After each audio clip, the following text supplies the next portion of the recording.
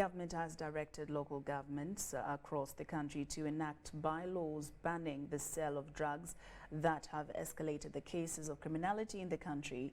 The directives come after Uganda Police Force released the annual crime report indicating that 231,653 crimes were registered across the country. We have more details in this report.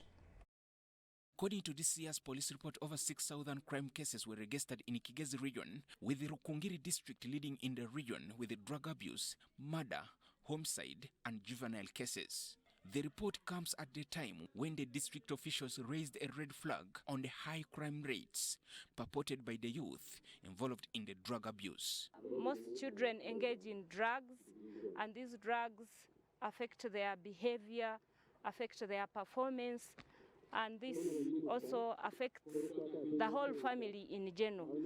To deter this in the nearby future, local governments across the country have been advised to enact bylaws banning the sale of narcotic drugs in the communities. I'm told here that even some shops are selling these drugs.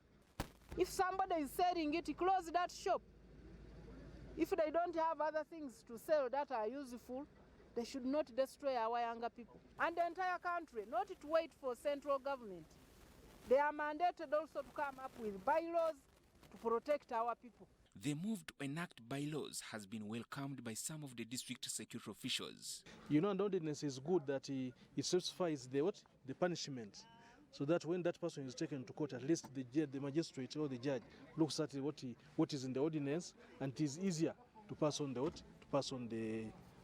punishment. The rate at which juvenile cases are rising in the district is worrying the officials, who asked for the remand home to cut the costs of transport. When we get such a cases, it is very hard for us to transport them to Kavari. Assuming you got a case today and one is remanded, another case tomorrow, by the end of a week, like you have 3 juveniles, taking them, you can never take them at once because they have different court sessions. The rising juvenile cases has been attributed to poor parenting and effects of COVID-19. So most of our community members lack parenting skills. And 2, our children, we were all hit by COVID. COVID has also affected our youth in one way or another. The two years they spent not going to school, most of them were redundant. This was at the local accountability meeting held by the Office of the Prime Minister in Rukungiri Municipality. Joseph Oko, UBC.